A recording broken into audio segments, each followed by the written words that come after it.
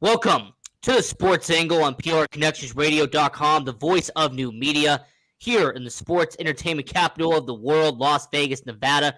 I'm your host, Ian Rickelli. We have a fantastic week in the sports world. MLB free agency, the signing of Jacob deGrom, 5-year deal going to Texas Rangers. Aaron Judge meeting with the San Francisco Giants. Maybe he's going to the Bay. There's a lot to talk about in MLB. NBA season, a quarter into the year. Some teams are doing bad. Some teams are doing good. We'll have to wait and see what happens in the rest of the NBA. NFL, we're going to talk a lot about that on this episode. College football, we'll be talking about Sports Angle being at the Pac-12 championship game at Allegiant Stadium here in Las Vegas on Friday night. Definitely will give my experiences on that. And we'll talk about the championship games and everything that went on around college football in the weekend. And of course, in the hockey world, we have Vegas Hockey Hub Monday through Friday, 6 p.m. Pacific, 9 p.m. Eastern. So if you want to hear all about the world of hockey, go watch that show. But hey, Hockey World's doing pretty good as well. But our guest at this time, I've had you on the show before. We collaborate very oftenly. I've known you for a long time. My guy here, Andre Robinson from Rise Up. Hey, how's it going, my friend?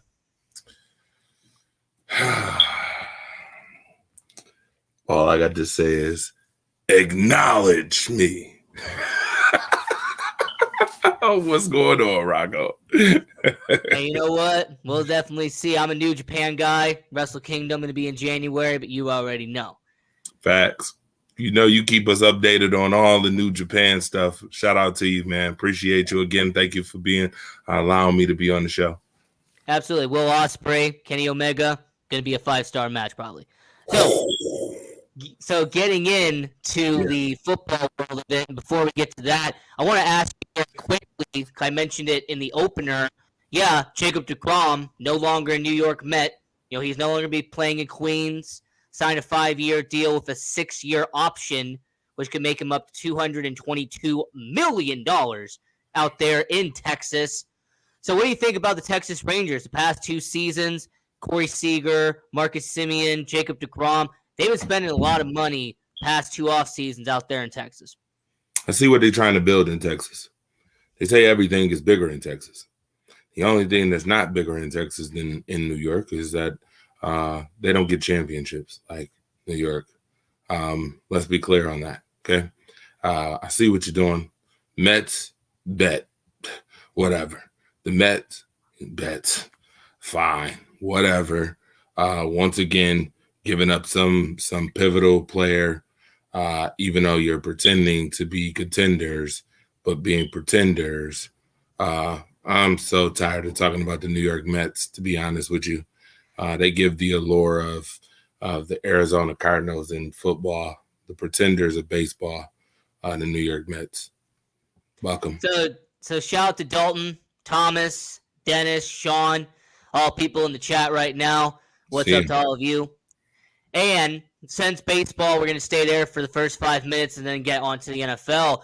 Aaron Judge still hadn't signed yet. He's still a free agent. He's still weighing out his options.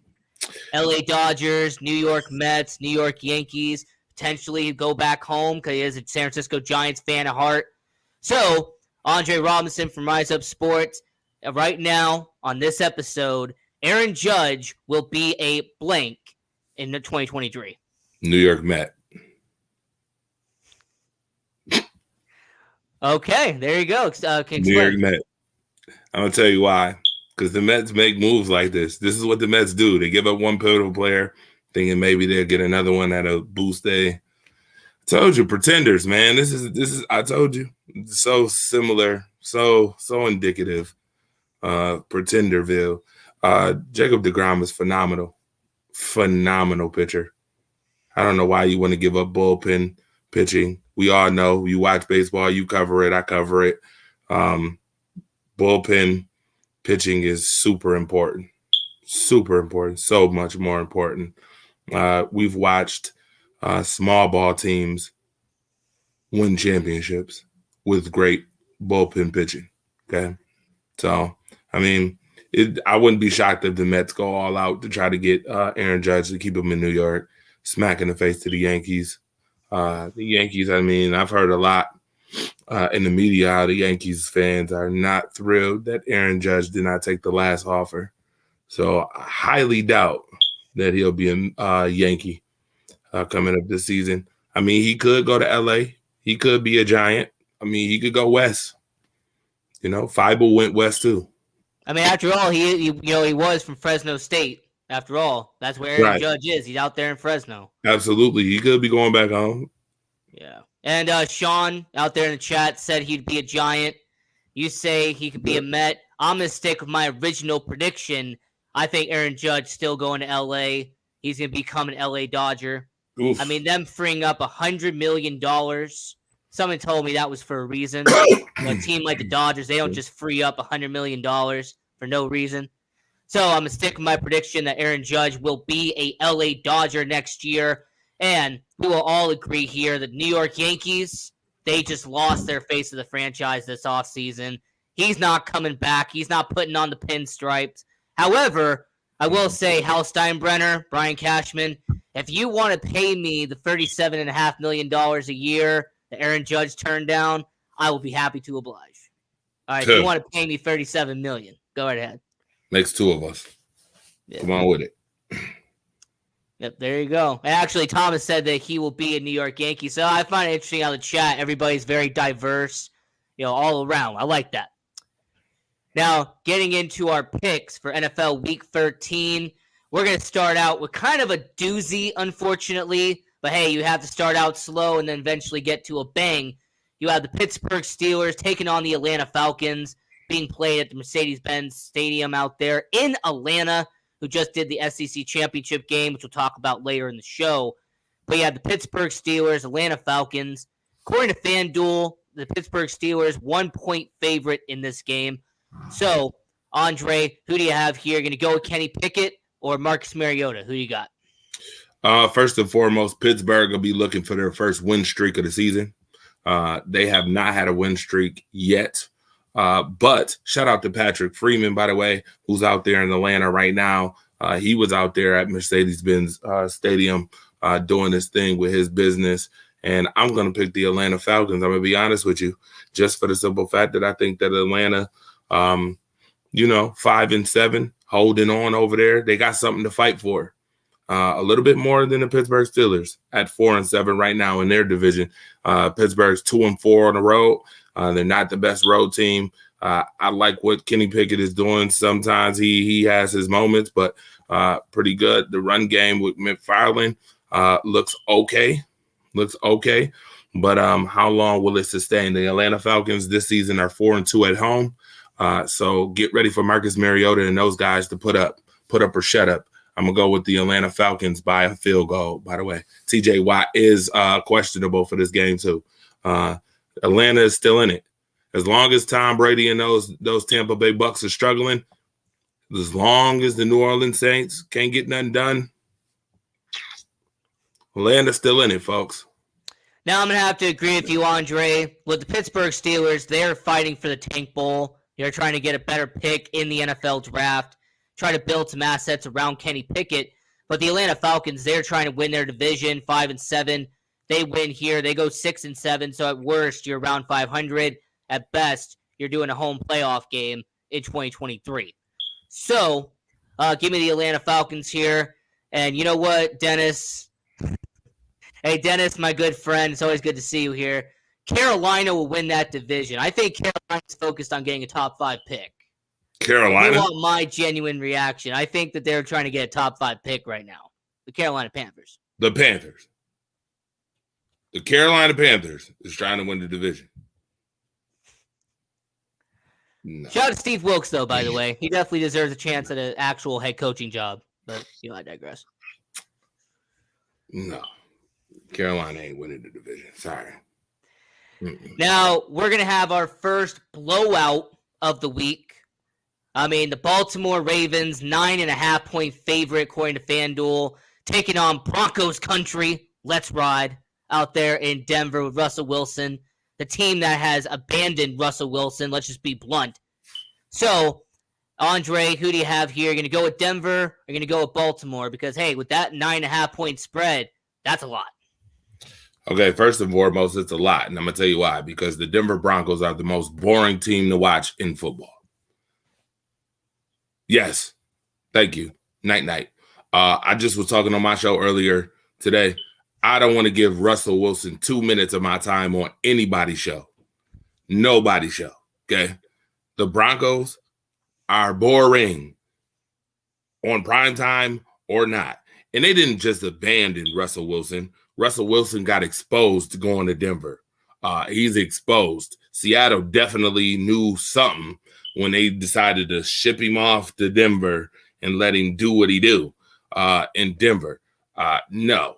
I think the Baltimore Ravens are pissed off last week that the Jacksonville Jaguars definitely got that win on them with the bikini. What kind of was that? I don't even know what was going on in Jacksonville, but they ended up pulling off that victory with the 2-point conversion at the end. Baltimore will be looking to feast this week. Give it to my guy. Give it to the Baltimore Ravens this week. Denver goes down by at least 10 points this week. And yes, Hackett is done. Who asked that question, by the way? Dalton D-Man Smith. He asked, "Is Nathaniel Hackett done?" Nathaniel Hackett Not was only done should Hackett be done, he was done by week 1. Some management. You might have to go climb up the chain of command for this one. Rocco, you might have to go climb up the chain of command for this one. Some management need to be done in Denver. Not just Nathaniel Hackett. I mean, absolutely. I mean, that's the situation. Now, shout out to Marcus Betts, by the way, the Alphabets Football Show. I see you in the chat as well. Someone said I'm taking Denver and the points. And you know what? I'm going to disagree. I will take the Baltimore Ravens by 2 touchdowns. That's how confident I am in this. Lamar Jackson will run over the Denver Broncos. I mean, this is a team that hasn't scored more than 17 points in a game. Like, the Denver Broncos have one of the worst offenses I have seen. They paid all that money. They put up all those assets, all that collateral for Russell Wilson, and it has failed miserably. It's wintertime. They definitely got fleeced. It's real cold over there in Denver. They got fleeced with Russell Wilson. By the way, quick question. Is that guy taking Denver in the points? Is that a run-on sentence, or is that a separate? In other words, I think what he's doing is taking the Broncos plus 9.5. You'd be taking the Broncos plus 9.5. So that means he want Baltimore to win it, right? Then he's saying Baltimore win it, right? Is that what he's saying? I believe so. Yeah, I know the guys in the chat right now. I'm trying to figure this out because I seen the whole sentence and I'm like, wait a minute. Is that a 2-part sentence? Is he taking Denver to win and he taking the points? Or is he just taking Denver plus the points? All right, I just need to know. I mean, that's 2 separate thoughts. It sounds like he's still taking the Ravens, though. I would take the Ravens in this case. Yeah, so absolutely. Ahead. Now, I'm actually gonna be doing this real quick. I'm gonna have you reset your camera real quick.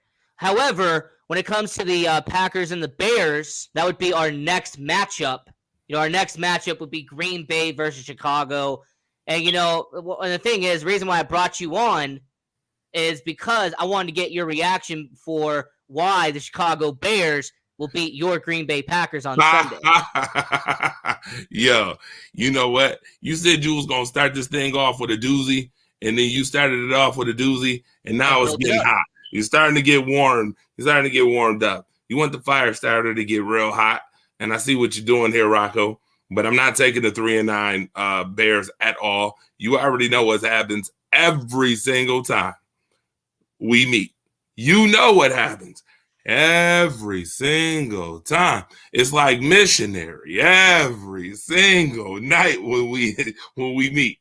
So I'm taking the Packers, but I ain't taking the points. I don't think the Packers gonna beat y'all by 4.5 plus. I'm not a fan. I'm not a fan of what I've been seeing with the Green Bay Packers this season at all. So with that being said, I see some people saying go Bears. Go Bears for what reason? I don't know. I think the Bears want to pick 2. I mean, I would want to pick right now. I'm 3-9, 3-10. You need some firepower. I'd want to pick. I mean, Green Bay is in the disarray. Well, here's going to be my argument, my friend. And here's why I brought you on, because you're a well-known Packers fan. Anyone who watches the Sports Angle on PRConnectionsRadio.com, the voice of new media, will know that your host, Ian Kelly, has been unfortunately a lifelong, diehard Chicago Bears fan. And when it comes to the Chicago Bears, this is the first time in a long time that I can confidently say that I'm taking the Chicago Bears plus 4.5. I say the Chicago Bears at Soldier Field on Sunday, they will beat your Green Bay Packers. Okay, Aaron so that's Rodgers, a run-on sentence. I'm glad that we got that. That's a run-on sentence. I like that. There is the run-on. It wasn't. You know what? I'll say this. I'll even go one step more. Aaron Rodgers, he wants to play this week. Why? So he can win his version of a Super Bowl? I mean, Aaron Rodgers, you ain't making the playoffs this year. Aaron Rodgers has really nothing to play for. Except to say that he's Chicago's daddy. That's essentially all he's wanting to do. I mean, is he Chicago's daddy, though? Is he Chicago's daddy? I mean, you said it. I said it. I mean, that's the St. Louis Cardinals in baseball, but I digress. Oh, see, look at you. Deflect. Such a deflection. Good job on that one. I mean, but what does that really mean? Let's be clear. What does being Chicago Bears daddy really mean? I don't know. Ask Aaron Rodgers. That's what he said last year. I mean, that's pretty much what he said. Not really hold a lot of weight and merit. Do it. I mean, especially this season. It really hold a lot of weight and merit. And by the way, when it comes to the draft, the Bears, they could win one more game. I mean, the best receiver and the best offensive line, they're not going to be at 2. They're not going to be at 3. You could actually go back a little bit in the draft if you had to. Because the thing about the Bears, we don't have to draft a quarterback. The first time in forever, we don't have to wait in the draft and hope we get C.J. Stroud, get Bryce Young. No, we have our franchise quarterback. His name is Justin Fields. So because we have Justin Fields, we have a franchise quarterback, we don't have to take a guy at 2. Now. I hear that. It sounded real good. You almost slid that right by me real smooth. You don't have to take a quarterback? Wait a minute. No, you don't got to take a quarterback when you already got one. Wait a minute, sir. I understand that Justin Fields is very explosive when he takes off. But I also understand that Justin Fields has not thrown or completed not one 20-yard pass this year. Now, is that because you don't have weapons? Because my thing is here is this for the Chicago Bears. If you get weapons, right? Go get some weapons. Oh, yeah. And he still can't complete 20-yard passes. Are you going to be upset the season after when there is no quarterbacks, real quarterbacks like this year in the draft next year? Are you going to be upset? I mean, that's a futuristic question. I mean, GM. Well, see, here's the thing. Well, first off, I see what you're doing, Andre. I see what you're doing.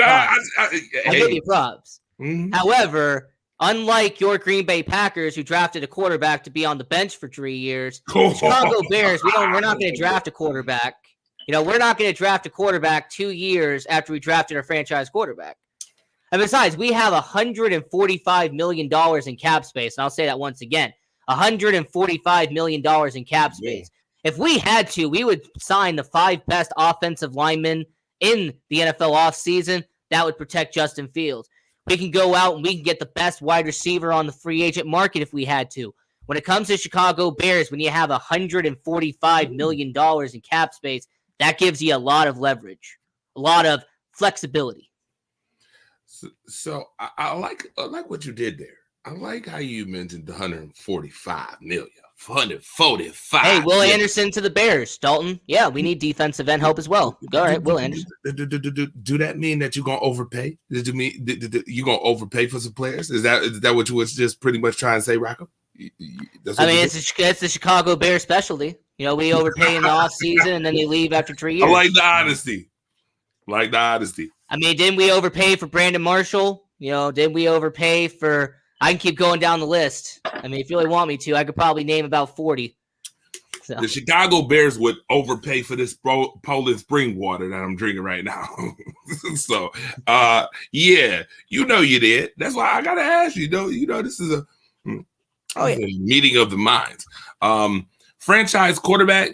I think they do have a franchise quarterback, but here's what I'm going to say. We've heard that plenty of times about other people in the NFL. In fact, there's one right now in Baltimore, franchise quarterback. Does that mean he's going to stay in Baltimore is the question. Well, we're going to talk about that in a segment later in the show. We're going to be spinning the wheel. You got to no horsing around. We're going to spin that thing like a carousel with no horsing around, right?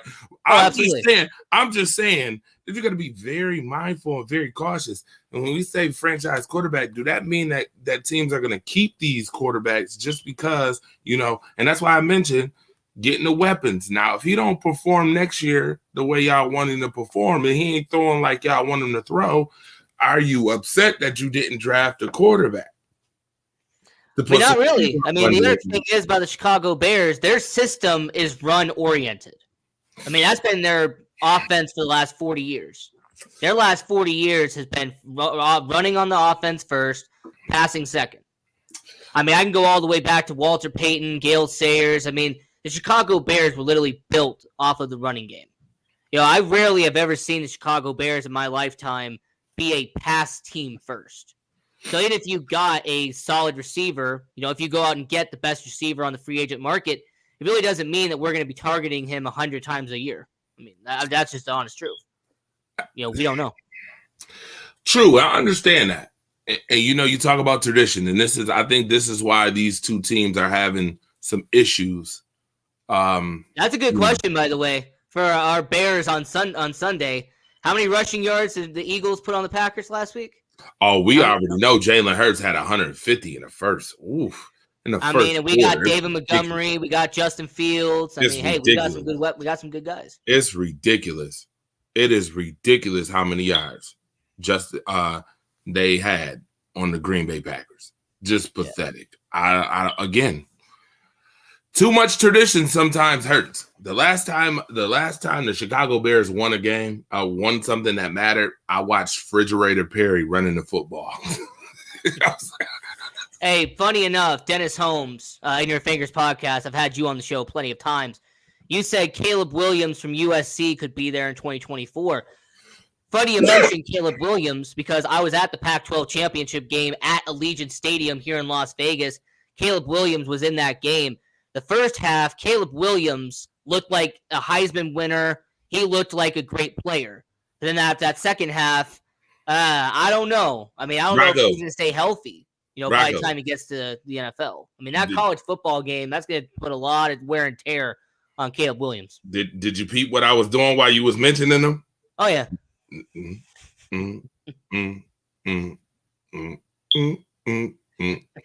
I don't think you want to do that again, Caleb. By the way, keep the polish or whatever the hell that was on your nails. Keep it off of there, okay? Don't ever again put F-U-C, U-T-A-H ever again on your fingernails, okay? Please don't do that. That is a bad omen, okay? Talking.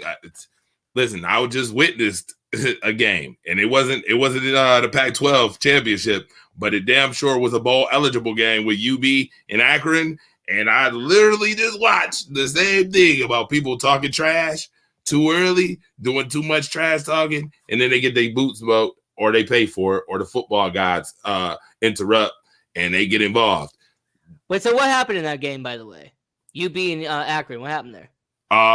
So I'm on this highline. I'm going to be very honest with you. I'm literally on the field. I can literally hear Akron after the interception that was thrown talking about, boo, go home, F y'all, ain't no bowl game happening this year, blah, blah, blah. And the next play, not even two plays, the next play, as soon as they hand the ball off, running back fumbles the ball. Nobody touched him. I literally had my guy Brian Williams from UB literally tell me after the game, he says, nobody even touched him. Like, that was just a gift. And I'm like, yep, that was the football guys interrupted because they heard all that negative nonsense. You would have thought Akron was like 7-3 the way they was talking. You ain't even won 3 games this year. You're 2-9 and you're talking trash. dude, be humble. Be very humble. And they lost. And then as soon as they fumbled, I said, oh, yeah, UB about to win this game. That was a gift. Sure enough, a couple plays later, UB throws the game-winning touchdown. And then when they get a chance, they get sack, interception. I'm like, yep, see? Football gods, there they were. So same thing happened to USC yesterday. You got your boot smoked the second half. Utah put a whooping on USC. Shout out to Rashad Seabury. I know he was there. Was Rashad actually at the game? Or was he? Yeah. Hey, Rashad, I was at the game too. Why didn't y'all message me? We could have met up. Dang, all right. Yeah, he was at the game. Let's get into the chat real quick. Bears haven't been really good at spending money. Hey, you know what? Sure. At least we don't overspend on old money like the Dallas Cowboys. So, you don't draft another quarterback yet. Hey, you know what? The New York Jets, they draft a quarterback, it feels like, every single year. So, that could be the way it is. The Atlanta Falcons could sign Lamar Jackson this offseason. Actually, we're going to do this later in the show, but I can tell you exactly where Lamar Jackson's going to go. Now, I'll tell you exactly. Yeah, we'll do that later. He could. That would be a really good move. Yeah, go Eagles, by the way. Yeah, go Eagles. Fly, Eagles, fly. I'm not mad at the Eagles. Eagles doing their thing. Go Dogs. Yeah, go Dogs too. I ain't mad at them either. Hey, let's picture this out, though. Georgia versus Alabama. Georgia. And Ohio State versus Michigan. I'm tired of looking at Ohio State, and I hope they get their boots smoked again. That's what happens when you sleep on teams. Again, that's what happens when you take teams for granted. You get slumped, okay? All right? Ohio State got a good old-fashioned Drew McIntyre slumping. Yeah, you know what I mean by that, okay? I do. Slump. Got slumped. Nighty-night. Tired of looking at. And take the Ohio State off. I'm just joking. You can keep it on. So getting back to our NFL picks here on Sports Angle on PRConnectionsRadio.com, the voice of new media. I'm your host, Ian Rakelli. We're here with Andre Robinson from Rise Up. Now, Kansas City Chiefs, Cincinnati Bengals, a rematch of the AFC Championship game. Now, FanDuel has Kansas City 2.5-point favorite in this matchup. Now, Andre, who do you have here? You're going to go with Mahomes. You're going to go with Burrow, two of the best young quarterbacks in the NFL. I'm going with Mahomes by 2. This is a get vengeance game for the loss last year. No Jamar Chase hurts. It's going to hurt. Can T. Higgins continuously keep doing what he's been doing the last week or so? Do you expect him to keep doing what he's been doing? Mixon out of the picture too right now. Yeah, Mixon's been hobbled too. Yeah. Been out. Yeah, Joe Mixon's been out too, and he's questionable this week. Wait a minute, they got Jamar Chase and Joe Mixon questionable this week against the Kansas City Chiefs. Now, if they both play, then we have a different conversation going on here. I'm going to suspect that neither one of them play. So I'm going to go with the Chiefs by 2. But if those two play, I would not be surprised. I would take the points, and I'd take the Bengals to win if those two were to play.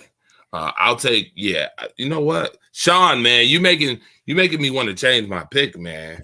I said Kansas City by 2, but you making me want to change my pick. Hey, let me say that Sean's a very smart man. I know him personally. He's when it comes to football, he knows what he's talking about. Yeah, man. I mean, Kansas City is 4-1 on the road. Yeah, they might be due for a letdown. Maybe they might be due, but if they do lose, right? I'm just want to tell you guys, if they do lose this week, right? There's a team, and I hate to mention this team because when I mention this team, there's a lot of flack that gets mentioned when I mention this team. But the Buffalo Bills is standing there waiting in the wings. Like, you lose this week, we go back to being first in the conference overall, period, because the Bills are 9-3 right now. And they have the tiebreaker over Kansas City already. So I would behoove Kansas City to win this game. I'm going to stick with the Chiefs by 2. because So I'm taking Cincinnati plus 2.5 here, almost for the same reason that you said. I mean, when it comes to Cincinnati, I mean, even with two of your best players being questionable, it's still a 2.5 point spread. And that really shows you the home field advantage and everything that's going in favor of Cincinnati. Correct. So I'm going to take Cincinnati plus 2.5. And by the way, since you mentioned your Buffalo Bills, are you out there in Buffalo, New York? Man, how about those Bills being up on those Patriots, man? How about it? You know what? I'm gonna be honest with you. I didn't think that they really beat up on the Patriots. I thought that they could have did more. Let's be clear. The Buffalo Bills have not been playing on all cylinders the last 6-7 weeks. The Bills that I saw the first couple of weeks where they were just thrashing teams, blowing them out. They haven't been the same since that Miami loss. I'm gonna be honest with you. And ever since that Miami loss, something was taken out of the Buffalo Bills. Then you saw them lose to the Jets the same way, damn near. And then they lost to the Minnesota Vikings, which was the game of the year. Unbelievably, somehow, they lost to the Minnesota Vikings, and I got to sit there damn near on the field and watch that one. That was just absolutely crazy. Again, and that's something to watch out for. The Buffalo Bills, people will say they've been injured, but you know what? I'm not giving them the injury excuse. When you are the Super Bowl contenders, right? When you are vetted to be the Super Bowl contender, you don't get the excuse of injuries. I'm sorry. And they are the Super Bowl contenders because of depth, which you saw against New England. Von Miller didn't play. You saw the depth within that team. Still getting it done against Mac Jones in that running game. Yeah.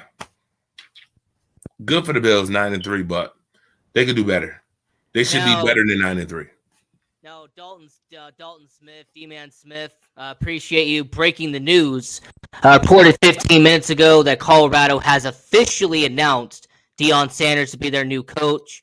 Apparently, they've offered him $5 million per year to be their head coach out there in Colorado.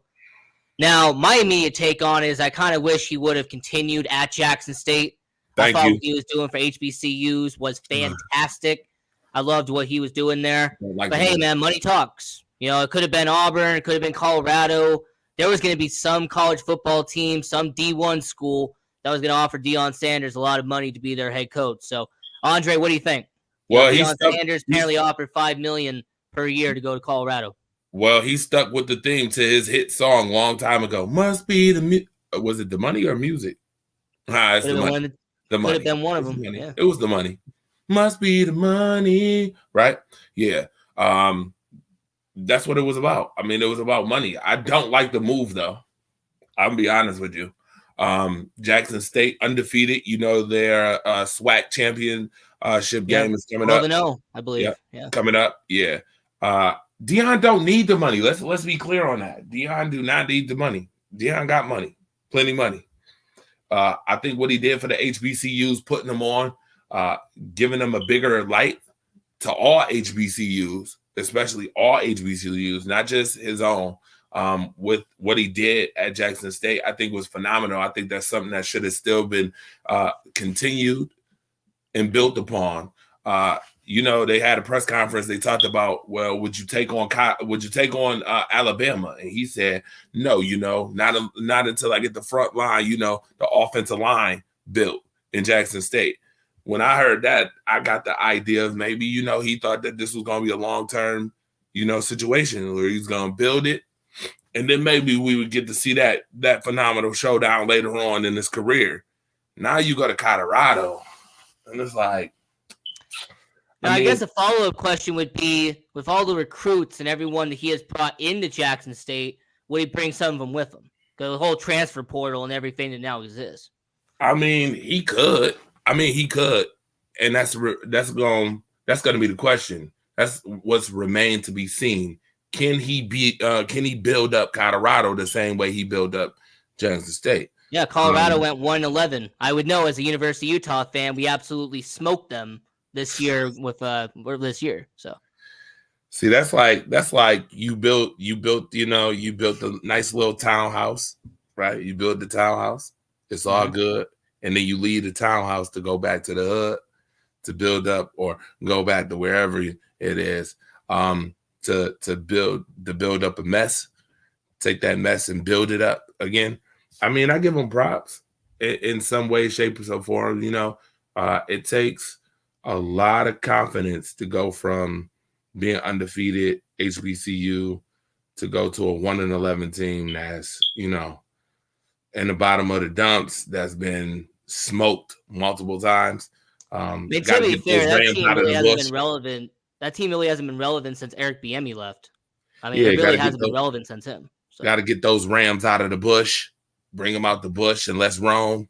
Deion, if anybody could do it, Deion can do it, but I just don't like that the money came into play.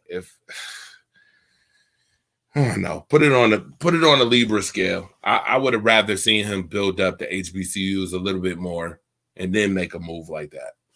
Yeah, I'm just glad he didn't go to Auburn, because that was always the speculation for like 2 months that he was going to go to Auburn. Sir, if he would have went to Auburn, we got a problem. There would have been a problem. Right, that was the speculation that Auburn wanted to bring in Deion Sanders. They stuck with Hugh Freeze. That was their final decision. But well, Freeze, tag. You're it. You're it. They're frozen. Is Auburn going anywhere this year? They're gonna be bowl eligible. I think Auburn's going to the toilet bowl. I think that's where. Yeah. If Deion would have went to Auburn, though, we got a problem in the SEC. Something would have got built in the SEC. Mm-hmm. Now, getting back to our NFL picks here on the Sports Angle on PR Connections Radio, the voice of new media. I'm your host, Ian Rakelli. We're here with Andre Robinson from Rise Up. Now, this matchup is controversial for all the wrong reasons. Everybody knows about Deshaun Watson coming back. Everybody knows that this will be the first game he played in 18 months. And also, this will be the first time that Deshaun Watson will be playing in Houston in another uniform. So, Andre, according to FanDuel, Cleveland Browns, 7.5-point favorite in this matchup. Now, I already know what my answer is going to be, but I want to know from you as well. Who do you have win this matchup, Deshaun Watson's return to Houston? Well, I tell you what. The Cleveland Browns have 2 running backs, phenomenal running game. They have a phenomenal wide receiver who's been a phenomenal wide receiver, and Amari Cooper, who's been playing pretty good this year. They have David Njoku. They're going to try to make things easy for Deshaun Watson, because it ain't going to be easy. By no stretch of the imagination will it be easy going back to Houston. Houston is 1-9-1. This is the Super Bowl for the Houston Texans, by the way. I'm telling you right now, that place will be electric. This game gives me some similarities. Funny how meeting of the minds. You got the Packers and Bears this week, but we also have another rivalry for those who don't know. Me and Rocco Rakelli in Vegas, and then I'm in Buffalo. You all know when Jack Eichel comes here to Buffalo, this place gets electric. It's the same atmosphere going to be shown Sunday with that game, how it is with what I just mentioned. With that being said, I can tell you this. This is what's going to happen. Hey, Deshaun, how does it feel to be back in Houston? It's a tough crowd. Deshaun, how does it feel to come back to the NFL after being gone for a year and a half? I took my bumps, bruises, but it feels good to be back in the NFL. Deshaun, how does it feel to lose to your old team? You know what? I don't feel like talking. I got to go get a massage. And that's what's going to happen. And that's how it's going to go. That's how it's going to go right now. Is it too early? Too early to be joking about massages? No, it ain't. Ain't too early. Dalton Smith already took care of it. Yeah, I seen Dalton. Thank you, Dalton. We was thinking the same. Look at you. I tell you, Dalton Smith. I'm taking Houston. For some reason, I'm going to take the Houston Texans. I'm taking the Texans. And that's weird, because I'm telling you, when quarterbacks go back to their old places, usually they have a hard time winning when they go back to their old places. Bring this up then. Earlier this year, Russell Wilson got booed out of Lemon Field in Seattle. Like when he went back to Seattle, he went onto the field. the entire stadium booed Russell Wilson. You could hear it from a mile away. My family lives in Seattle. They told me you could hear it from a mile away. Now, with Deshaun Watson coming back to Houston, when they announced the starting lineup and at quarterback, number 4, Deshaun Watson. Are you even going to be able to hear Deshaun Watson, or is there going to be so many boos that's going to tune out the announcer? You're going to get a quick glimpse of Deshaun Watson running on the field, and then you're going to see the cameras go right up to the fans. The stadium is going to go around. It's going to do a 360 whirl, and you're going to hear nothing but boos the whole entire time. This just doesn't – this ain't a good environment for him to play week 1 like that. Y'all really – the NFL set that up. They set that up lovely. Well, of course they set that up. They're judge, jury, and executioner. Yeah. Yeah, they set that up phenomenally. Your first game back, hostile, super hostile environment. Will he need security and police to get him on the field without getting something thrown at him? Is my question. Well, I can imagine right now. I can imagine right now they throwing a whole bunch of stuff at Deshaun Watson before he even get on the field. I'll say this, man. When it comes to Houston versus Cleveland, I got to be the guy. I have to be the person to put everybody back to reality. Houston is going to lose by 2 touchdowns. The Cleveland Browns are going to beat the Houston Texans. It's not even going to be a close game. The Cleveland Browns not only do have a better roster than Houston, but more importantly, you have Nick Chubb, who's just going to run it down their throats. Houston's running game is not great. You also have a passing game of Amari Cooper, who can go down the sideline. Donovan Pope-Jones, by the way, for my fantasy team, you better work out. Now, when it comes to the Cleveland Browns organization, their defense is better. Their offensive line's one of the best in the NFL. There is no reason why Kyle Allen, and I'll say his name once again, Kyle Allen and the Houston Texans, the 1-9 Houston Texans, they're not going to beat Cleveland. This is not going to be a close game. So, give me the Cleveland Browns. Give me -7.5. This will be a 2-touchdown game at least. This is not going to be close. So you think Deshaun Watson going to perform well? I feel like Deshaun Watson is going to perform around the same level we've seen Deshaun Watson. The whole Russ thing, I don't see it happening. Oh, so no drop-off. No, there's not going to really be any drop-off. Deshaun Watson's an elite athlete. All right. I'll take it. We'll see. Now, next matchup, you have Jacksonville taking on Detroit. Detroit Lions, according to FanDuel, 1-point favorite. This will be their back-to-back-to-back playing at Ford Field. So when it comes to Detroit Lions organization, them being a 1-point favorite against Jacksonville, you saw Trevor Lawrence finally do something right last week. So you have Trevor Lawrence, you have Jared Goff, 2 former first overall picks. So, Andre, who do you have in this matchup? Are you going to go with the Jacksonville Jaguars? You're going to go with the Detroit Lions, pretty much a matchup of 1 versus 2 from the draft from this past year. Here's what I'm going to say. Found on road dead is still the Lions motto. Found on road dead. Ford Field. They're 2-4 at home. Jacksonville is building. They're getting better. I got the Jaguars. I'm going to be honest. I got the Jaguars. If I got to take Trevor Lawrence versus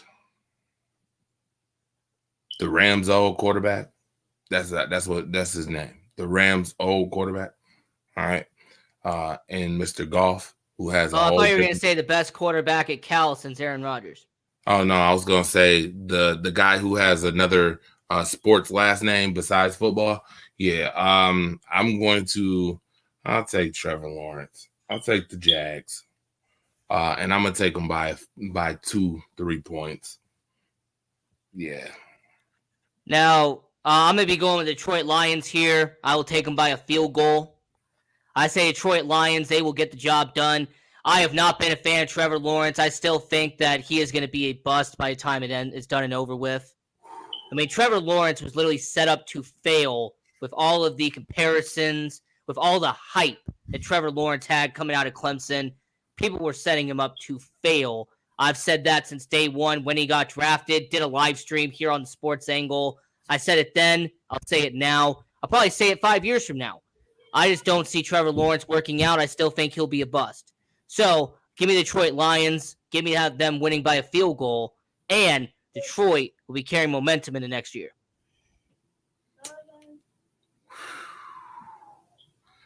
You said bust. That word bust. Is he Zach Wilson bust? Well, see, the difference between Zach Wilson and Trevor Lawrence, Zach Wilson's never known how to throw a football. Trevor Lawrence at least showed he knew how to toss a football. Okay. Good answer. Enough said. Enough said on that one. And Wow. since we are in the sports entertainment capital of the world, Las Vegas, Nevada, the sports book capital of the world, Las Vegas, Nevada, might as well talk about this one. You have the Los Angeles Chargers, Las Vegas Raiders at Allegiant Stadium here in Las Vegas. Raiders 2.5-point favorite according to FanDuel. So, Andre, are you going to go with the local? Are you going to go with the fan favorite? Are you going to go with Las Vegas? Or are you going to go with LA? Who you got? Rocco, I just want to say once again, I appreciate you having me on the show. With that being said, I'm still not taking the Raiders. I'm still not taking it. I'm sorry. What? The Raiders are 2.5-point favorites? I need to know why. What's the premise for the Raiders being 2.5-point favorites? I mean, the Chargers are 6-5, right? They're a game above 500. What is the Raiders? 4-7. I mean, we've already heard whisperings, and I know they won. Jacobs went off. Well, I know. Great job, Jacobs, proving even more why the Raiders should be better than 4-7. Okay. The Raiders have been giving you a contract extension and not let you be a free agent, but charged up. They should be charged up. I'm going with the Chargers. And since this show is broadcasted in Las Vegas, Nevada, I am going to go with your Las Vegas Raiders. So give me the Raiders. Give me minus 2.5. And, of course, Las Vegas, they're going to beat the Los Angeles Chargers. They're going to ruin their tank for a top draft pick. And instead, they'll probably draft 15th or 16th in the draft by the time it's done and over with. So congratulations, Las Vegas Raiders. You're going to ruin your chances of getting a good quarterback in the draft. You'll ruin your chances to get a really good pick in next year's draft. So give me the Las Vegas Raiders. Give me minus 2.5. And because he's one of the most clutch kickers in the NFL, Daniel Carlson will kick a field goal to win the game. That'd be my prediction. Shout out to Mark Davis. Hey, Dalton, Brandon Staley's trying to save his job. No, he's being fired. Unless the Chargers make the playoffs. No, he's being fired.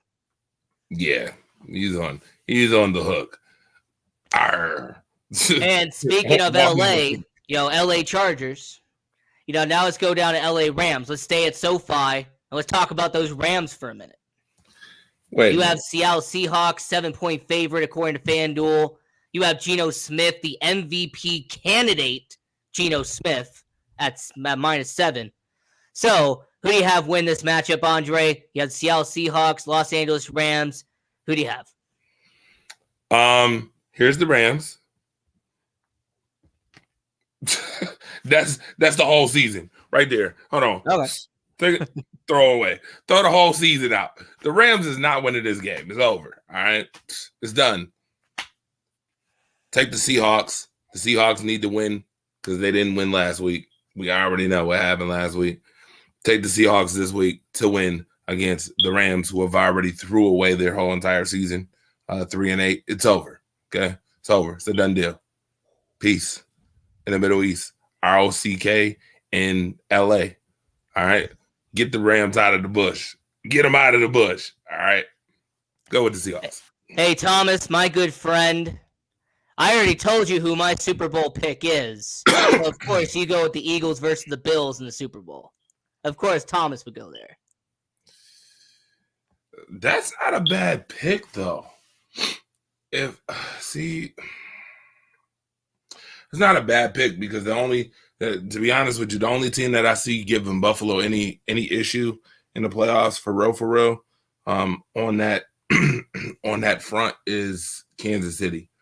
And they say 3 times is a charm. So if they can get past Kansas City, I can see Buffalo in the Super Bowl. And that's just being real, not to be funny, but they can be in the Super Bowl. I mean, they 9-3 with all the injuries and everything else, which I mean they don't get no excuses for.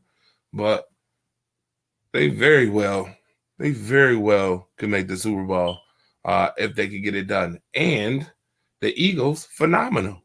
I mean, give the Eagles props, man. The Eagles, one of the better defenses in the league. Top 3, top 4 defense. Buffalo, top 5 defense. Give them their prop. Give them they just do. One of the better offenses in the league. It'd be a great matchup. And in fact, I'll say it right here on, Sports Angle, PRConnectionsRadio.com.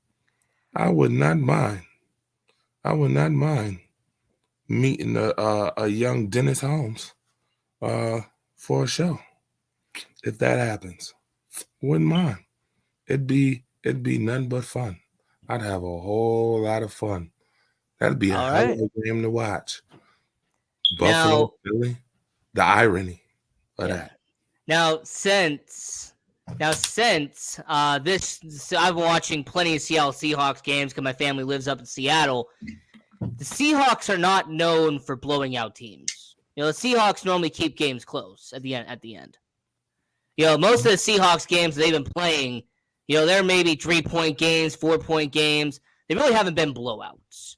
So, Andre, every single week, there's always at least 1 or 2 times where this happens, where I'm going to preface this by saying the Seahawks are going to win, but give me the Rams +7, because I could see this being a close game. Because the Los Angeles Rams, Seattle Seahawks, the way the Seahawks play, they do not blow out teams. So I will say, give me the Rams +7, but, Seattle, they'll get the job done. I'm actually in agreement with that. The Seahawks have not won 2 games this year by more than 14 points, by the way. Mm-hmm. The only 14-point victory they have all season is against the Chargers. Every other game is actually they do. They have 2. They won against the Giants 27-13 as well. So 2 14-point wins. That's the closest they get to blowouts. Every other game is 10 points or less. 1-point victory, Broncos. 4-point victory. They lost to the Falcons. 3-point victory against the Lions. 10-point victory against the Cardinals. Those pretenders, they suck. They beat them twice by 10 points. That's it. Those are your wins for the Seattle Seahawks, by the way. Now, Dalton Smith said Sean Payton to the Chargers. I'm actually going to give you this one. I think Sean Payton can go to Arizona and replace Cliff Kingsbury. I agree with the Arizona one. I mean, after all, doesn't every great head coach that was relevant 5 years ago, don't they go to Arizona to end their career? Got a good point. And someone said, why is everyone sleeping on the Dolphins? I mean, I'll get into that in a second. Oh, yeah. I'll wait. And Dennis, by the way, said we can do a show anytime. So just want to point that out. Man, listen. If the Bills and the Eagles make the Super Bowl, firsthand, no problem. I'm willing to meet you on any camera, and I guarantee you it'll be a fun time for sure. Eagles, Bills, the irony of that, that would just be phenomenal. Bringing it full circle. Now, when you were talking about your Super Bowl, with Thomas and everything, I told Thomas I already sent you what my pick was.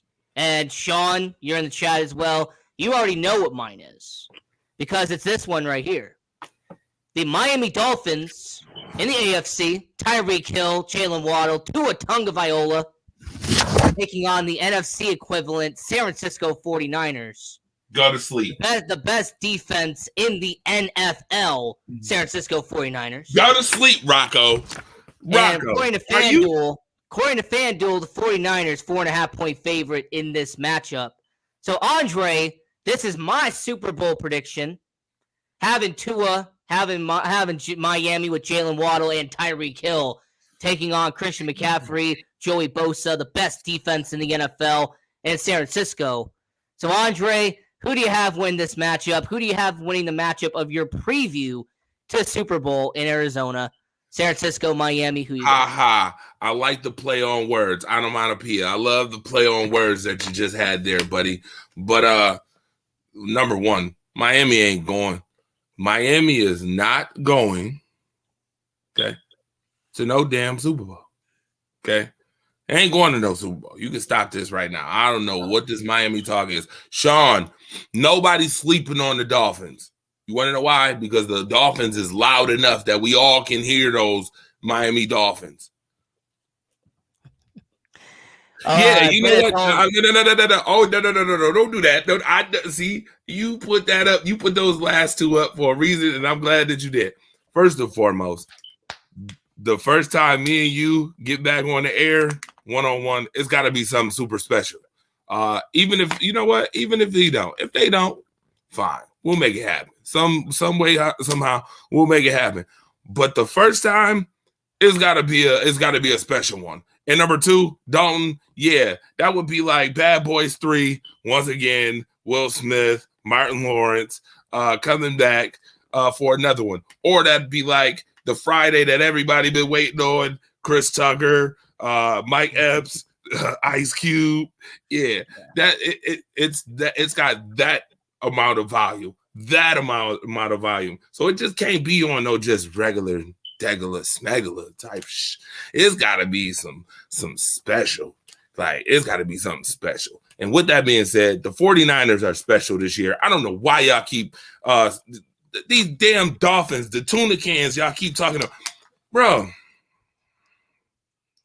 y'all going to be highly disappointed. Okay? I'm just going to tell you this right now. You'll be highly disappointed come Sunday. Nobody is sleeping on the Dolphins because they so loud, everybody can hear them. I mean, we can hear them things down in SeaWorld from up here in Buffalo. They so damn loud. Two, I just think, I mean, they built a good team. I can't take away what Miami did. Building speed. But do they have enough? Do they have the it factor? Like the 49ers, for some reason, every year, it don't matter if they 10-7, no matter if they 13-3, but they be having an it factor because they be right there at the NFC Championship game. And if they play the Packers, they're going to be Super Bowl bound. We know this, right? Y'all know this. They're that team. They're gritty. They've been there. Like, the 49ers could be your Super Bowl representative if the Eagles don't. I see 49ers-Eagles NFC Championship game. And if the Eagles ain't 100% against the 49ers, I could see. He made a good point. He said the Miami Dolphins are the scariest team. They are because of speed. But you know what? Scary season only comes once a season. Only once. And that's around Halloween time. So the scariest. By the way, I love this comment, by the way, Dalton Smith. I 1,000% agree. DeMeco Ryans, future head coach. I mean, his time as a linebacker with the Houston Texans, what he's been doing defensively with San Francisco. I agree. He needs to be a head coach someplace in the NFL. Filthy. DeMeco Ryans is filthy. DeMeco Ryans, yeah. DeMeco is filthy. Oh, yeah. Give him his props. What are you doing? I just remember him playing in Houston, like in the mid-2000s. Yeah, I remember that. Filthy. No drop-off with the 49ers defense, by the way. None. Zero. If anything, they've gotten even scarier on defense now, which is the reason why I'm taking...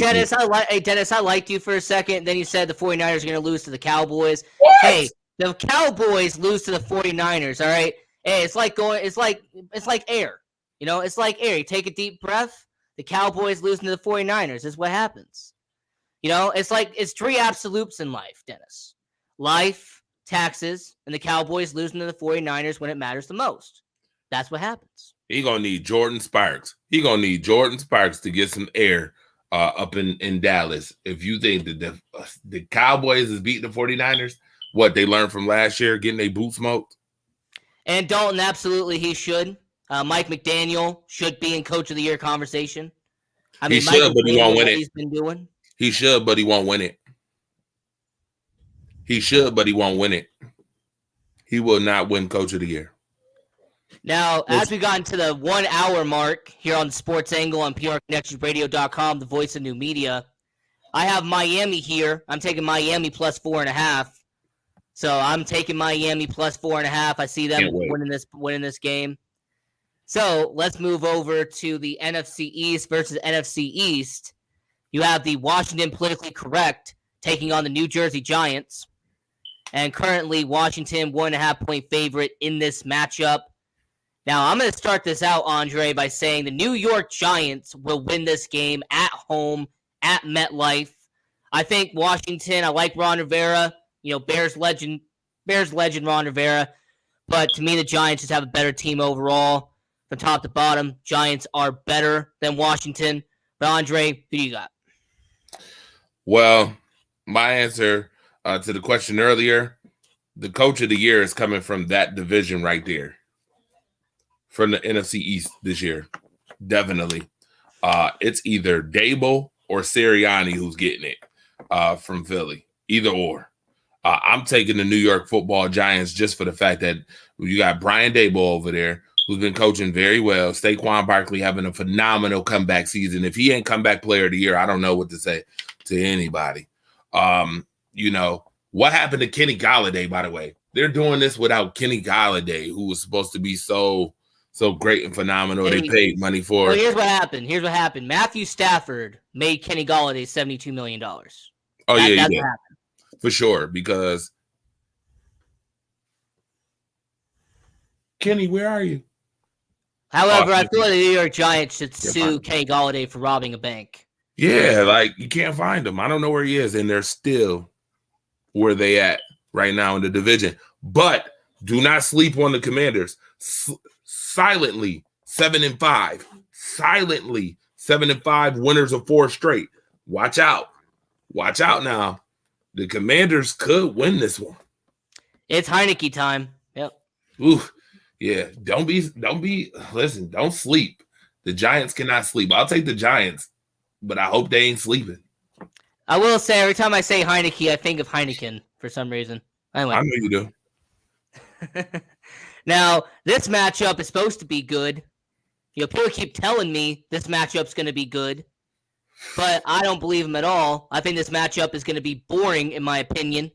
That's the New York Jets taking on the Minnesota Vikings. Mm-hmm. Vikings, according to FanDuel, 3-point favorite. So I'm going to go with Minnesota here. I think Minnesota will get the job done. But, Andre, you agree? I think this game is being a little bit overhyped. Like, if you listen to New York media, they're making it sound like, oh, this is going to be the game of the week. To be honest with you, let them have a fun. Minnesota hasn't been this good in a long time.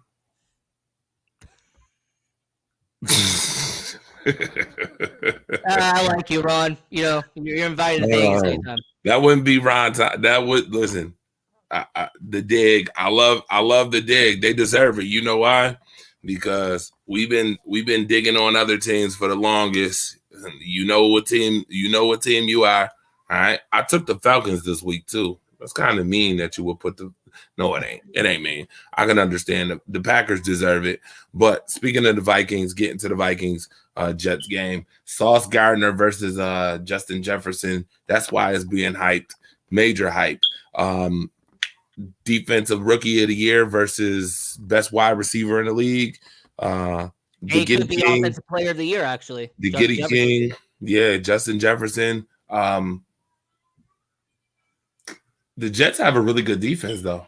Jets defense is top 5 this year, if not top 3 this year. Offense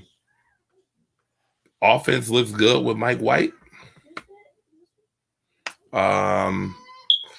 This game gonna be close, and I see why they only got them 3-point favorites. The Vikings.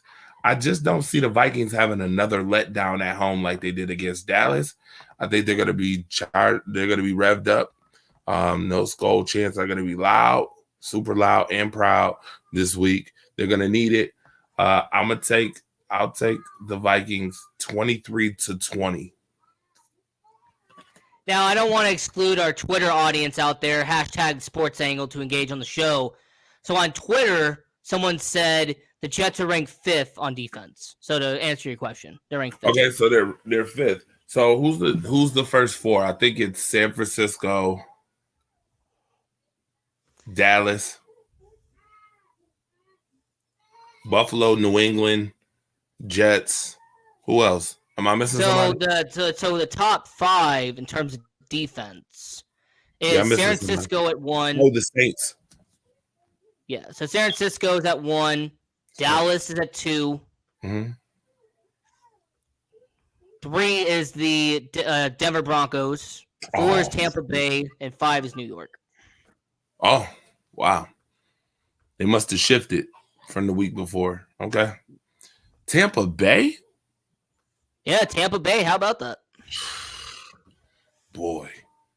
Oh, boy. Wow. And y'all suck this year. Sorry, Buck Flair. I'm not even trying to be funny. The Packers suck too. So, hey, suck is just an understatement at this point. Take the Vikings. Yeah, it is what it is. Unfortunately, it does happen. But, yeah, I just think it's incredible Tampa Bay has that high-ranked defense. And Tom Brady has a 27th ranked offense. His last season in the NFL, it ranked 27th. So, boy, oh boy. Now, the next matchup that some people are saying is the game of the week is you have the 10-1 Philadelphia Eagles taking on the AFC South leading Tennessee Titans. Derrick Henry, Jalen Hurts. Now, I got Philadelphia here. I think Philadelphia will go to 11-1. I'm a huge fan of Jalen Hurts, the MVP frontrunner, Jalen Hurts out there in Philadelphia. So, Andre, I assume you're on the same boat, Philadelphia.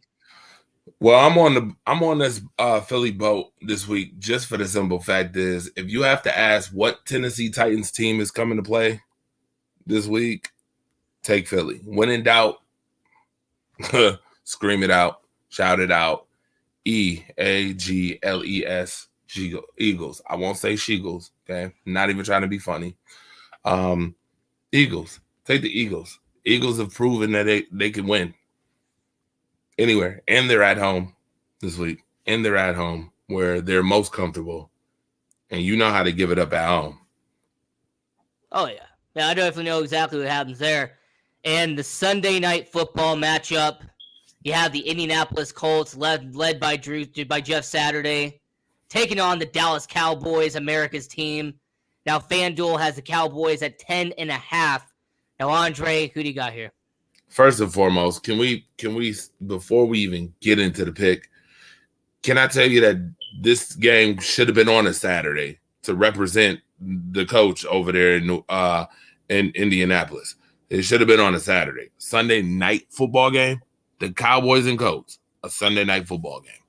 What? Let me guess. JT is gonna have 200 yards against the Cowboys. I highly doubt it. I don't see it. I don't even see why this is they need to flex this game. And be honest with you, there's other games this week that would have been better on Sunday Night Football.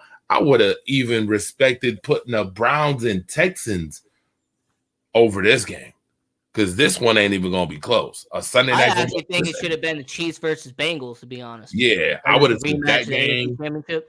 Correct. You could have put the Jets Vikings. You could have put the Chiefs Bengals. You could have put the Dolphins 49ers this week. I'm being biased, but the Bears and Packers, the oldest rivalry in the NFL. Yeah, no, you don't want to see them on Sunday night. Stop playing. You know what happens on Sunday night. Every time you meet us on Sunday night,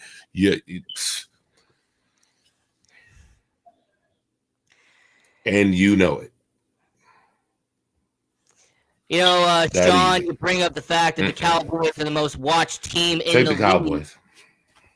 Dallas Cowboys, most watched team in the league. Yeah, I mean, you still have all those people from the 70s and 80s when the Cowboys was the only team on your television screen. So, now that being said, I'm taking the Dallas Cowboys. I'm going to take the Dallas Cowboys. Give me the 10.5. I expect this to be a 2-touchdown game out there. So when it comes to that situation, give me the Cowboys. Give me 10.5. And Andre, based off of what your reaction was, I'm going to say that you're picking the Cowboys too minus 10.5. You're taking the Cowboys here. Easy. Yeah. And now the Monday night game that nobody wants to care, nobody wants to watch. You have the New Orleans Saints taking on Tampa Bay Buccaneers. Buccaneers going to FanDuel, 3.5-point favorite. So, Andre, who you got? We get to watch one of the best defenses in the league, and the Saints go against one of the worst offenses. This is a snooze fest and a doozy. I'm going to sleep on this one. I don't care who y'all pick. In fact, I'm gonna take the Saints just to be on the other side of the usual. I'll take the Saints. And your host, Ian Rakelli, here on PR Connection Radio, the voice of new media. I got the New Orleans Saints as well, minus 3.5. Tampa Bay and Atlanta will go back to being exactly at the same record. And you know what? I said this, Ron Thomas, as a joke, but I actually genuinely meant it. If the Falcons make the playoffs and Tampa Bay doesn't, I will have a huge smile on my face because Tom Brady came back for nothing. He would have come back for no reason. You know what? I want the Atlanta Falcons to make the playoffs just for the fact that I feel like the Atlanta Falcons should be a team in the playoffs right now. Should be a playoff type team, to be very honest with you. I like what Atlanta has done in the last couple of years. I mean, they've took their bumps. They've took the nicks, the bruises. But to be in the position they are in right now, I mean, seize the moment. Go seize the moment. And, that was a good hour of NFL talk here on Sports Angle on PRConnectionRadio.com, the voice of new media. I'm your host, Ian Rakelli. We're here with Andre Robinson from Rise Up. So it is college football time. Now, to get this out of the way, University of Utah beat USC. My favorite team, my grandfather's alma mater, University of Utah. And I was at that game. I was at Allegiant Stadium, and the crowd was loud. It was rocking. Allegiant Stadium was, top billing from top to bottom. And you know what? When Utah started running up the score against USC, I was the happiest person in the world. Once again, Rashad, if I knew you were in Las Vegas, I would have met up with you. Talked about the fact that Utah beat USC at Allegiant Stadium. Now, my impression of the game while I was being there was the fact that I don't know what a tackle is. Apparently, USC doesn't know how to tackle people. In the first half, University of Utah forgot to figure out what a tackle was. I mean, it was really a big problem, Andre. It really was. USC all game long didn't know what a tackle was. They couldn't tackle the running back. They couldn't get to the quarterback unless they're knocking the guy's helmet off. I mean, to me, the entire situation was they simply did not know how to tackle with the USC Trojan. That's why they lost that game. But it was a fantastic event. Allegiant Stadium. If University of Utah gets back to the Pac-12 championship game next year, you'll know where I'll be. And that'll be back at the Allegiant Stadium, back at the Pac-12 championship game. But Andre, what did you think of the game from an outsider's perspective? University of Utah winning the Pac-12, going to the Rose Bowl in Pasadena by beating USC. It's definitely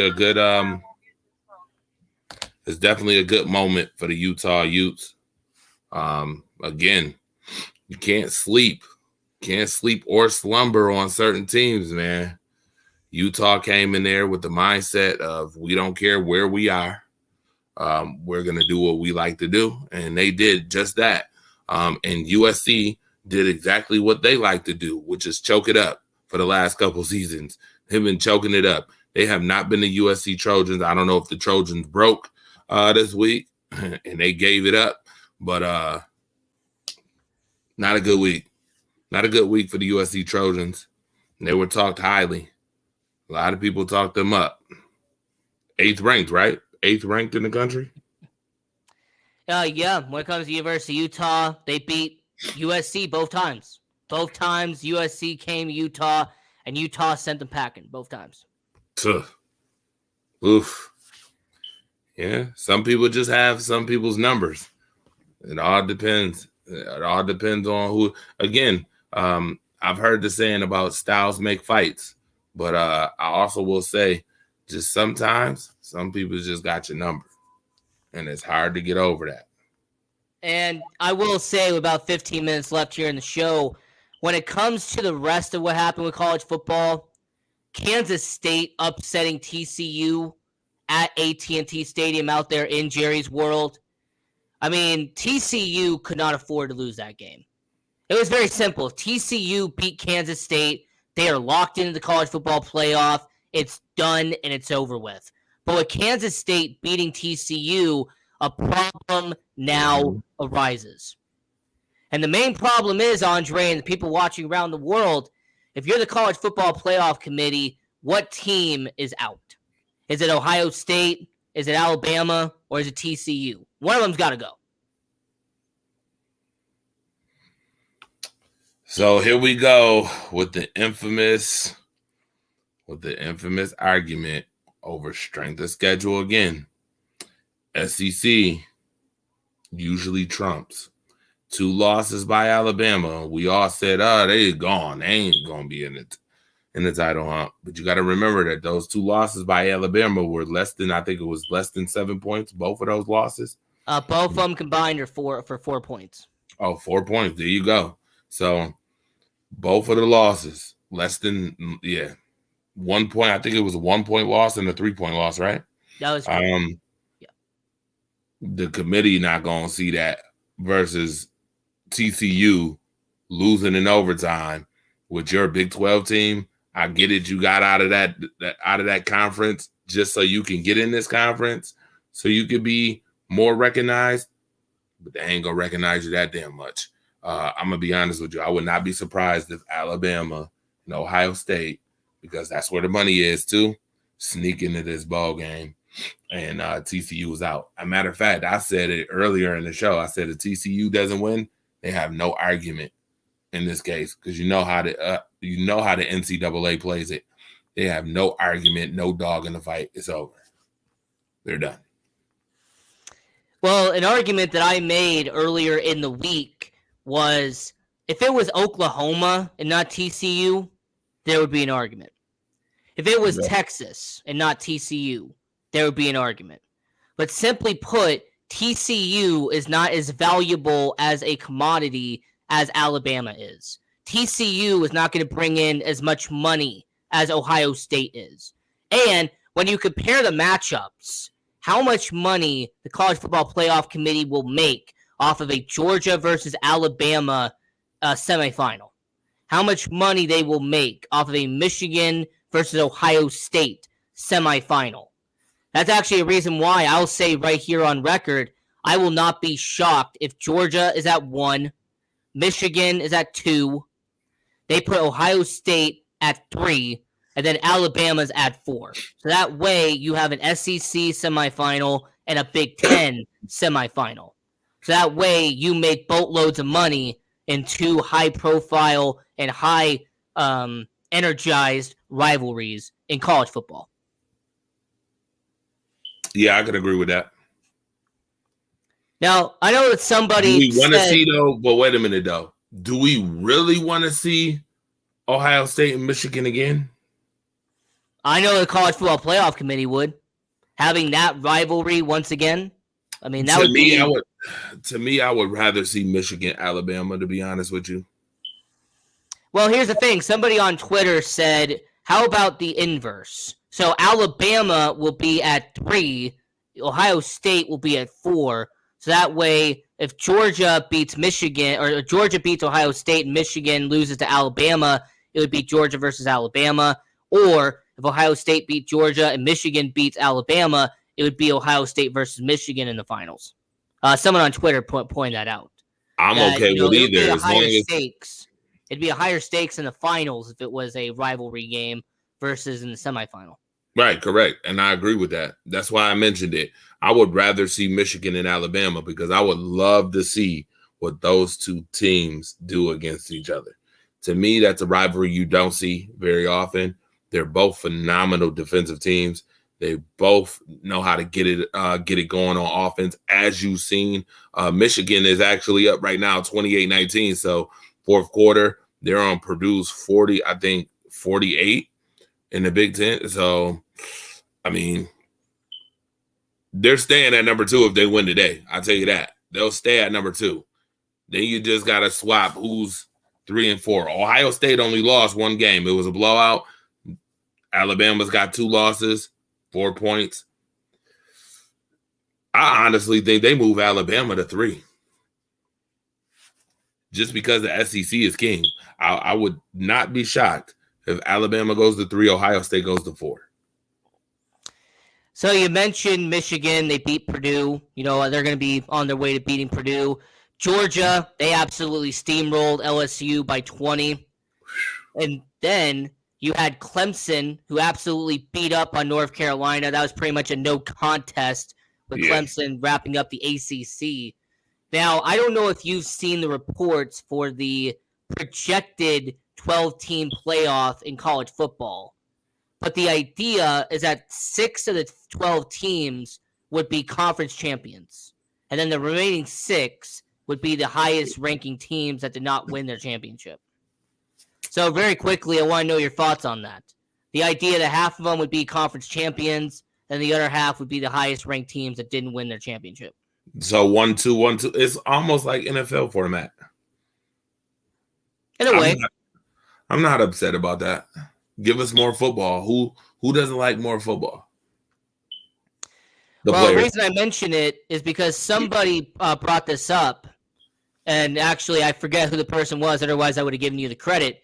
But somebody said if they did that this year, Georgia, Michigan, Kansas State, University of Utah, and Clemson would be the 5 champions from the Power 5. Yeah. The highest ranked team that was a non-Power 5 would be Tulane. They'd be the highest one that's non-Power 5. And then the 6 remaining ones would be TCU, USC, Ohio State, Alabama, Tennessee, and Penn State. Wait a minute, though. How do you – okay, so now this is the issue you kind of run into, though, right? This is the issue. I get that you got championships. You got champions, right? Mm-hmm. But if your champion is ranked number 10 and TCU is 3, you think TCU is falling that far down? Even after this – the counter argument would be – the counter argument would be like the NFL. There's some wild card teams that have a better record than the team that won their division. True, but you said the highest non-ranked would be Tulane, and I think it would be TCU though. So what the idea is that the Power 5, the conference champions in the Power 5. The Power 5. Okay, I get you. That's why. And then the highest ranked non-Power 5 champion would be in. Right. That won the championship, correct? That won a championship. Yep. Okay, yep. I see what you're saying now. Okay. Yeah, that would be Tulane.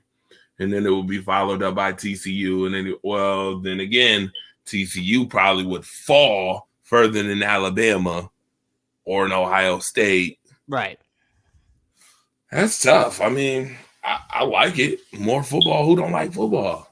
Who don't like football? I mean, I like football. I know you like football. Yeah, we can, but will the players like it? Yep, that will always be the question. I mean, when it comes to that situation.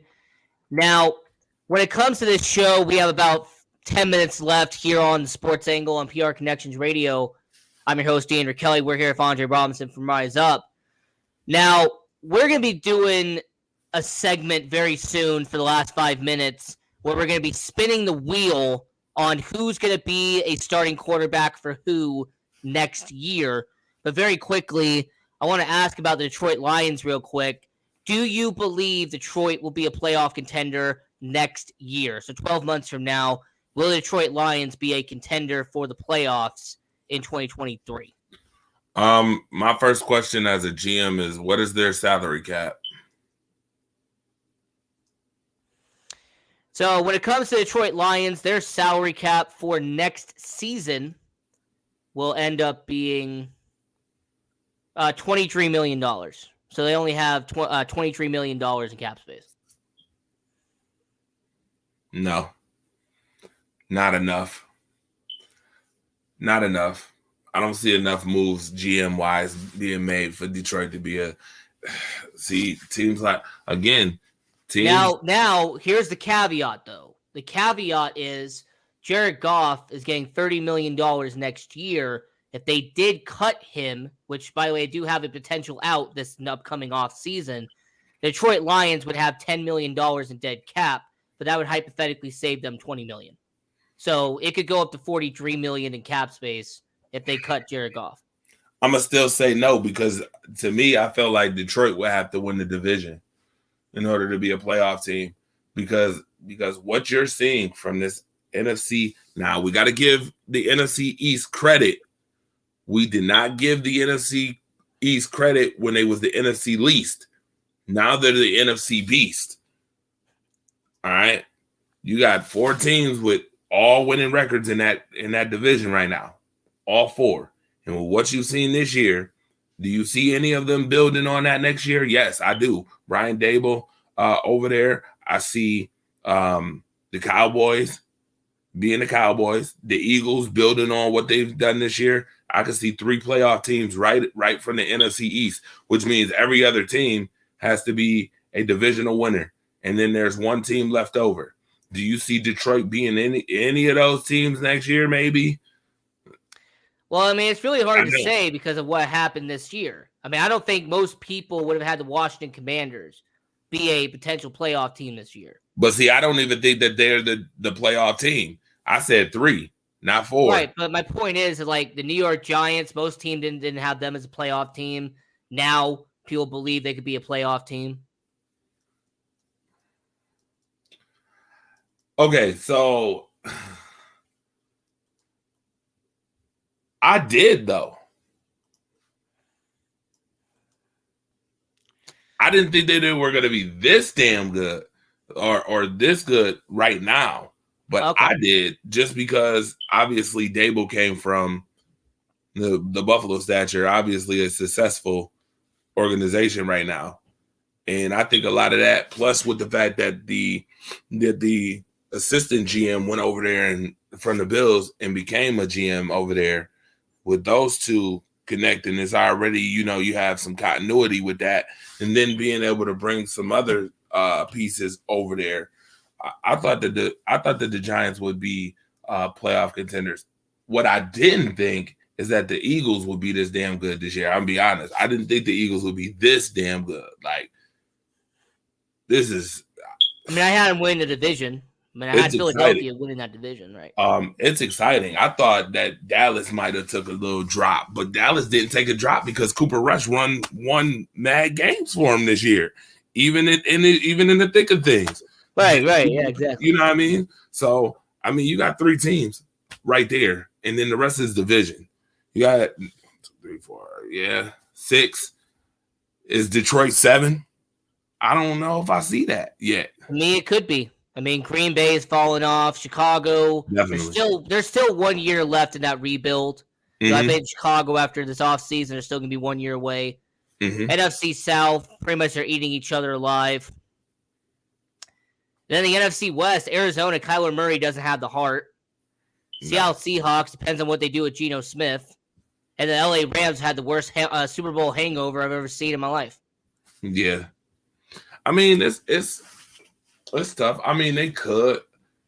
I just Now, we have 5 minutes left in the show, so we're very quickly going to do spin the wheel.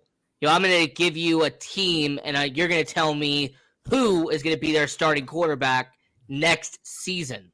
So the first team, Andre, will be here in Las Vegas, the sports entertainment capital of the world. So, Andre, who will be the starting quarterback for our Las Vegas Raiders in 2023? The Raiders will have a high top 10 pick? Right now, they'd have the 9th pick. 9th overall pick?